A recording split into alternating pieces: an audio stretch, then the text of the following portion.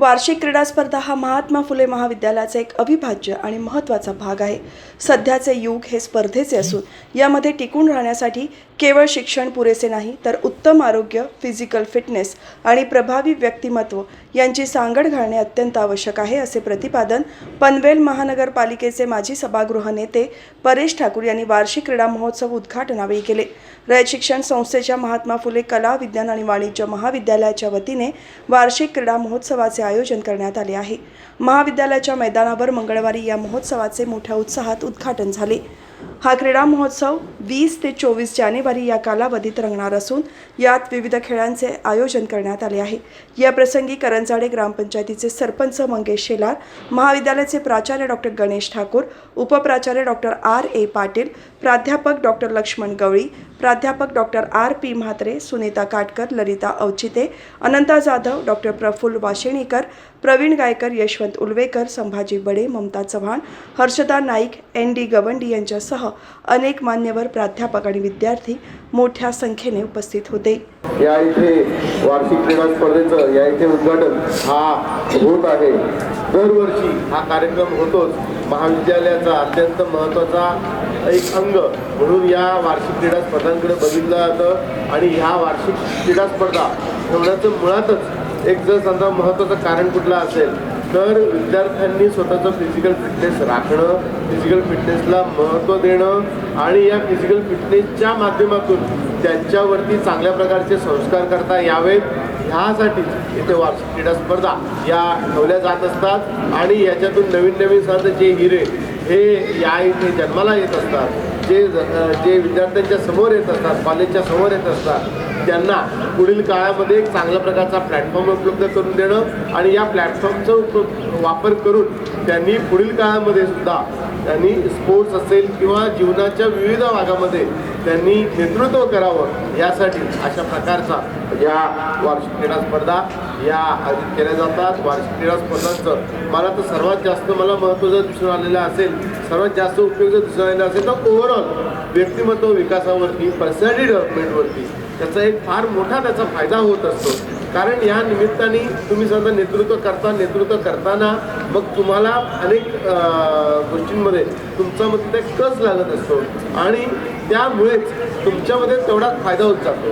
कारण आता सध्याचा जो जमाना आहे तो स्पर्धात्मक युग आहे, कॉम्पिटेटिव्ह असं सध्या हे वर्ल्ड आहे आणि याच्यामध्ये फक्त तुमच्याकडे शिक्षण किती आहे याला महत्त्व नाही आहे। शिक्षण हे तुम्हाला कदाचित फक्त तुम्हाला एंट्री करण्यासाठी तुम्हाला पुरेसं असेल, परंतु पुढील काळामध्ये जर आपल्याला आयुष्यामध्ये प्रगती करायची असेल तर त्यावेळेला आपल्याला आपलं फिजिकल फिटनेस, आपली पर्सनॅलिटी हीच आपल्याला उपयोगाची होणार आहे आणि त्या दृष्टीने या वार्षिक क्रीडा स्पर्धांमध्ये आपण सर्वांनी इथे भाग घेतलेला आहे किंवा या स्पर्धांमध्ये आपण इतरांना प्रोत्साहित करण्यासाठी आपण आलेले आहात। दोन्ही गोष्टी तेवढ्याच महत्त्वाच्या आहेत आणि त्या दृष्टीने म्हणूनच मी वार्षिक क्रीडा स्पर्धांसाठी मी इथं आपल्या सर्वांसाठी इथं शुभेच्छा व्यक्त करतो।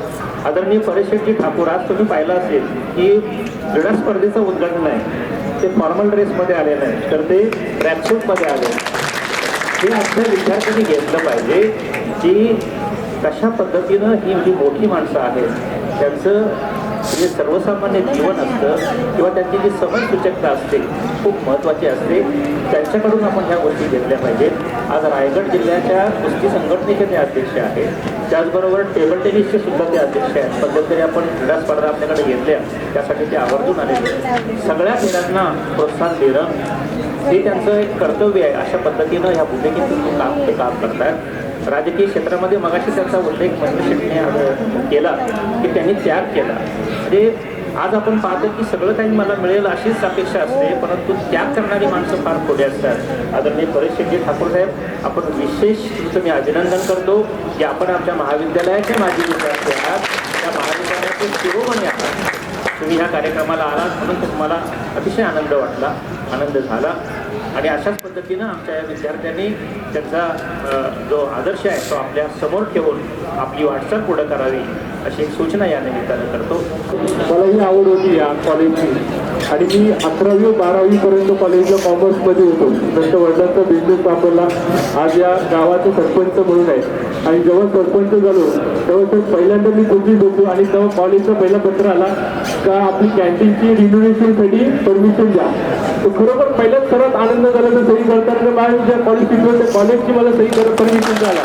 तर खरोबर सर तुमची सर्वांचे परिचय सर्वात मोठे आभार मानणं की मी आपले मोठे रामकृष्ण ठाकूर त्यांचे बरोबर मनापासून आभार मानतो. तिथून तुम्हाला आता एक आनंदाची गोष्ट सांगतो की 2 दिवसापूर्वी आपण जो रेल्वे फाटक पडायचा अर्धा तास आम्हाला थांबायला लागत होता पण तो आता विलंब झालेला आहे. 2-4 दिवसामध्ये आपण तो अंडरपास चालूही करतो.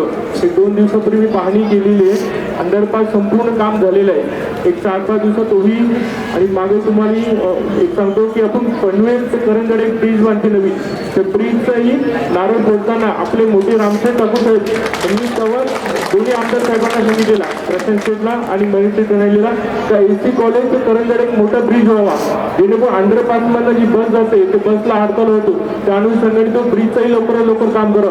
मला आनंद वाटतो. नक्कीच मी तो ब्रिजचा लवकर प्रस्ताव करून ब्रिज आपल्या कॉलेजला कसा होईल याची पाठपुरा करीन नक्कीच. आज इथं मला सर्वात जास्त आनंद होतो. सर्व मान्यवरांशी जास्त न बोलता धन्यवाद बोलतो.